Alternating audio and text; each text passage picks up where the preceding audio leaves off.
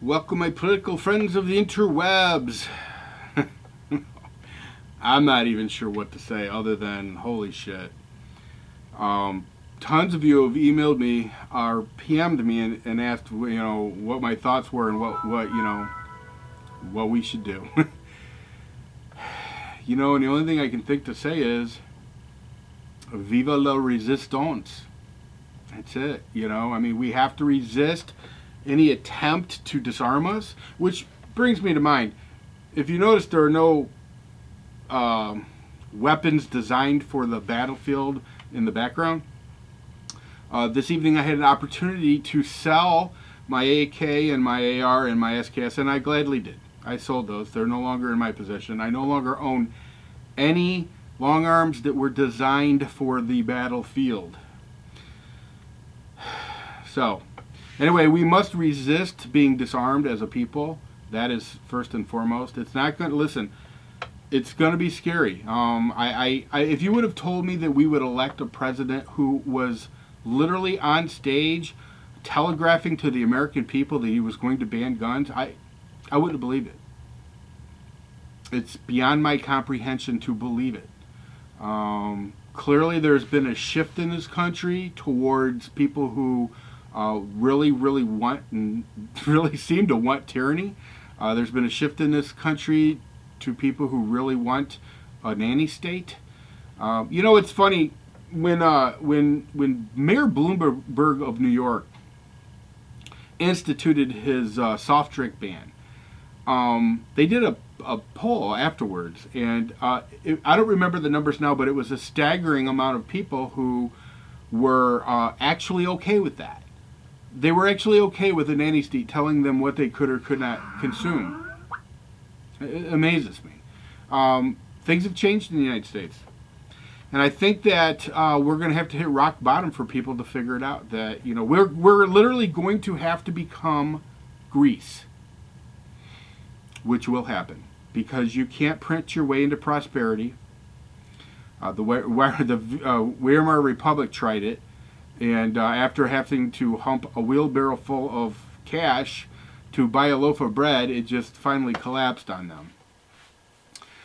We're in for an economic collapse is what we're in for. I mean, I don't know that there's any other way to put it. And you've got a president who is promising to be all things to all people and to do all things for all people. And, the people seem to want it like that. Unfortunately, and the reality is that just will not work. So, and I've said this, and I'm on record as saying that no matter who became president, whether it was Mitt Romney or Barack Obama, that we were in for a big disaster.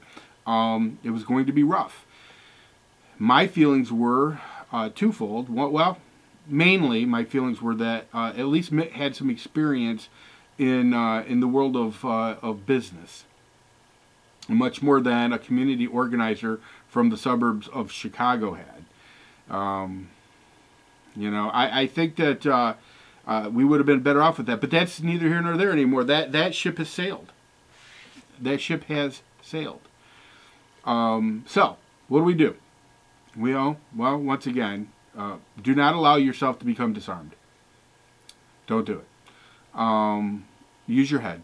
I might have more information on that down the road a little bit. But there's a ton of really good information on the internet on what you can do to protect firearm ownership. Listen, mind your preps. Make sure you've got food and water. Make sure you've got a bug-out bag.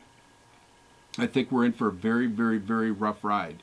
I don't know if it'll be this year or the next, but I do know that we're literally careening off a cliff. And I don't know that there's any possible way we can avoid that. I really don't. It's obvious that that there's a majority in this country that wants to live in a nanny state, that wants to have a cradle to grave society, and that's just, we will be Greece. We will be Greece. That's just as simple as I can put it. We will be Greece. History is one of those interesting things that it tends to repeat itself. So now, I know I'm sounding doom and gloom, and well, I'll be honest with you, I feel doom and gloom. I feel doomed. it is what it is. Just use your head. Like I said, make sure make sure you got your preps. Make sure you've got enough food and water. I'd say go as much food and water as you can possibly store, or at the very least have some way to purify water. Make sure you have a bug out bag. Make sure you listen. This is very important. Energy in this country is going to become very, very expensive and very unreliable. There's no getting around that. I know you've all heard me harp and harp about the war on coal. It's real. I wasn't just talking that shit. It's real. And there's forces that are in control of the EPA who are hell-bent on killing fossil fuels in this country. And it's going to be... It's going to be ugly. They're just lunatics that we've allowed keys to the asylum. I mean, they're just literally. Yeah, and to my coal mining brethren, I stood with you. I tried to fight the good fight on your behalf. God bless you and stay tough. Stay tough. I don't know what else to tell you. I know your life tonight turned pretty much to shit. So, God bless you. I feel bad. I feel horrible that we have a president who has destroyed your livelihood. No bailouts for you, though. Because I don't know. I guess you weren't with the right union. Well, of course, as most of you know, the majority of coal miners were not unionized. I mean, you had the United Mine Workers of America that represented, I don't know what percentage of coal miners, but it wasn't a majority of the coal miners. So, unfortunately for the coal miners, they weren't fully represented by unions, or this probably wouldn't have happened to them. Or at the very least, Obama would not have allowed, I don't think, the EPA to get so out of control and so insane.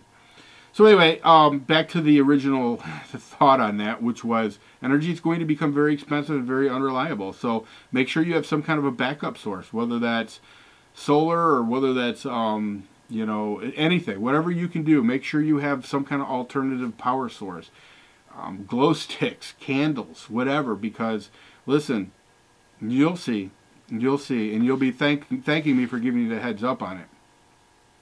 Especially in places like Ohio, where we relied so heavily on coal to give us electricity. Ohio's going to have to start buying energy from other states, and that's going to be very, very expensive. And yeah, there's going to be brownouts and blackouts, and yeah. So anyway, listen, I'm really too depressed to keep going. I felt the need to get on here because so many of you had sent me messages asking me how I was doing.